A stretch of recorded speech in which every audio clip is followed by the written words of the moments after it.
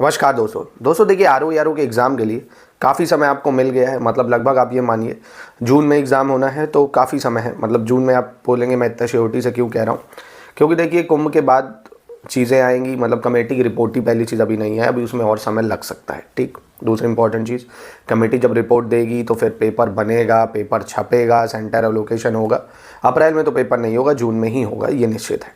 जून से बाद में हो सकता है, पहले नहीं हो सकता है। अब देखिए, अब इतना समय अगर मिल गया है तो आपको इन समय का यूज़ कैसे करना है, क्या क्या चीज़ें पढ़नी है। देखिए सबसे जो बड़ी गलती है आप लोग करते हैं, जो सबसे ज़्यादा टाइम आप दे रहे हैं पॉलिटी में, सबसे ज़्यादा लोग सबसे ज़्यादा टाइम देते हैं। सबसे ज़्यादा पढ़ा जाने वाला विषय है पॉलिटी। आसान होता है, लोगों को अच्छा लगता है, मज़ा आता है पढ़ने में, और उसकी एक्यूरेसी भी अच्छी है। लोग देखेंगे 95% लोग पॉलिटी के सवाल सही करते हैं। कारण है तभी पॉलिटी का आर में आप अगर वेटेज देखेंगे पिछले सालों का, तो 8 से 10 ही सवाल पॉलिटी के आते हैं, और इवन 7 भी आ सकते हैं। और ये 7 से 8 सवाल सिर्फ और सिर्फ आप 10 दिन पॉलिटी पढ़ेंगे, सिर्फ जो मैं टॉपिक बता रहा हूँ आराम से कवर कर सकते हैं। जैसे पॉलिटी के पार्ट्स, मतलब कॉन्स्टिट्यूशन के parts, schedule, important article, constitutional bodies, fundamental rights, और आपका प्रेसिडेंट, पार्लियामेंट, वाइस प्रेसिडेंट। तो ये कुछ लिमिटेड चैप्टर्स को ही पढ़ के आराम से 7-8 प्रश्न सही किए जा सकते हैं। तो क्यों इतना ज़्यादा लोड लेना पॉलिटी में। मेंस में भी वही है, क्योंकि आर की मैं बात कर रहा हूँ।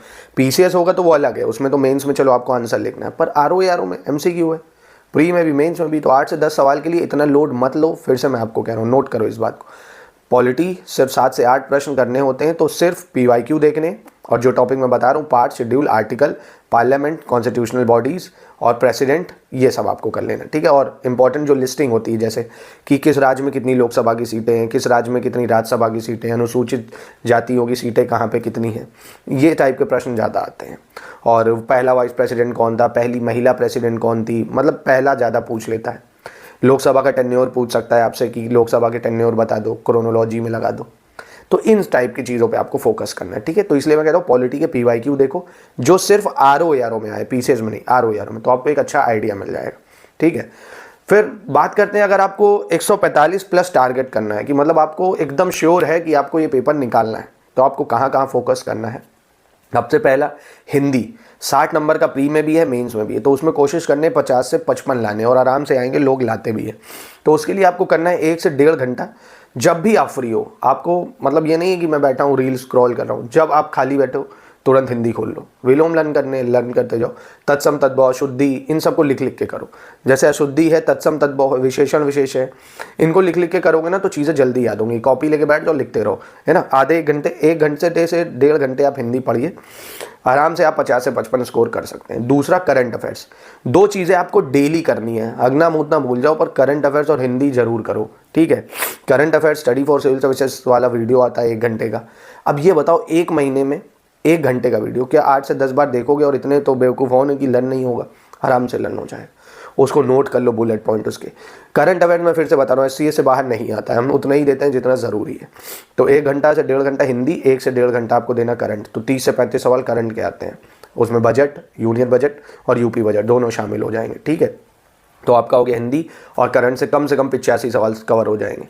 दूसरा है हिंदी के मैंने हिंदी कह रहा हूँ, रीजनिंग 15-16 सवाल हर साल आते हैं, जिसमें से 10 सवाल अगर आप मतलब कहते हैं ना लोलू भी है, एकदम टोपा टाइप आदमी भी है, हमारे कानपुर में कहते हैं, तब भी आप कर लोगे। मतलब एकदम झंडू हो, कुछ नहीं आता है आपको, तब भी आप कर सकते हो, है ना। कहते हैं बहुत ही आसान होती हैं वो चीज़ें।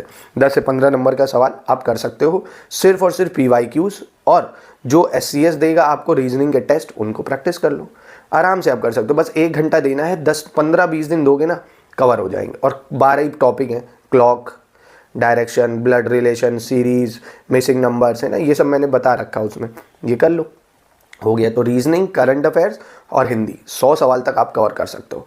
फिर दूसरा जो चीज़ है सबसे ज़्यादा जो आपको पढ़नी ही पढ़नी है, हिस्ट्री, एंशिएंट, मिडीवल, मॉडर्न, इन तीनों से मिला के 25 सवाल आते हैं। तो इनको आपको डेली पढ़ना है। आप हिस्ट्री का 3 महीने का या 60 दिन का टारगेट बनाइए। 60 दिन का अगर बनाते हैं, डेली 3 घंटे पढ़ते हैं, आराम से हिस्ट्री के बादशाह बन जाएंगे। और हिस्ट्री में भी क्या, जैसे कौन सी बुक किसने लिखी है, एडमिनिस्ट्रेशन कहाँ का क्या है, मॉडर्न हिस्ट्री में कौन कब आया, किसने क्या बोला, है ना, उसके मुख्य वचन, ये इंपॉर्टेंट चीज़ें आपको पढ़नी है। तो हिस्ट्री आपको करनी है 1 पॉइंट, रीजनिंग, जीए मतलब हिंदी हो गई आपकी, रीजनिंग हो गई, करंट अफेयर्स और हिस्ट्री, ये 4 टॉपिक अगर आपने करे तो आप ऐसे ही पहुंच गए 120 नंबर की रेंज में। अब बच गया आपका पॉलिटी है, ज्योग्राफी बहुत आता है, 25 नंबर तक ज्योग्राफी आते हैं। ज्योग्राफी को करने के लिए आप वर्ल्ड ज्योग्राफी में करा ही रहा हूँ, हर एक कॉन्टिनेंट उठाओ, उसकी river, desert, mountains, grassland, important industries सब मैं बता रहा हूँ, कवर हो गई। इंडियन ज्योग्राफी में सॉइल मतलब मिट्टियाँ, पर्वत, नदियाँ, कौन नदी कहाँ से निकल रही है, उसकी सहायक नदी, प्लेन्स एरियाज़, तटीय रेखाएँ, बॉर्डर, ये सब चीज़ें आपको करनी होती है। सिंपल सी चीज़ है, 10 सवाल तक यहाँ से कर सकते हो। फिर बच गया अभी मिसलेनियस बचा ही है, यूपीजी के बचा है, एनवायरनमेंट बचा ही है, बहुत सारी चीज़ें अभी बची गई हैं। तो समझे मेरी बात, मैंने बोला क्या, सिर्फ और सिर्फ टॉप 5 चीज़ें पकड़ लो जिसमें आप अच्छा कर सकते हो। 3 चीज़ें मस्ट हैं जीएस में, हिंदी मतलब sorry Hindi, current affairs, reasoning हो गया आपका। अब history, geography, polity, science, environment, UPG के मिसलेनियस, इनमें से भैया जो भी आपको सही लगे वो 3-4 पकड़ लेना, सब हो जाएगा। स्टडी फॉर सिविल सर्विसेज को ज्वाइन करके संपूर्ण तैयारी अभी भी आप कर सकते हो। जितना एग्जाम निकालने के लिए ज़रूरी है सिर्फ उतना स्टडी मटेरियल देंगे, फिर आपको टेस्ट की प्रैक्टिस करवाएंगे, डेली प्रैक्टिस में आपसे क्विज लगवा देंगे, शानदार प्रिपरेशन आपकी हो जाएगी। कोई भी क्वेरी है, कोई भी कमेंट है, आप पूछ सकते हैं, कोई भी डाउट है किसी भी तरह का कमेंट करिए आप।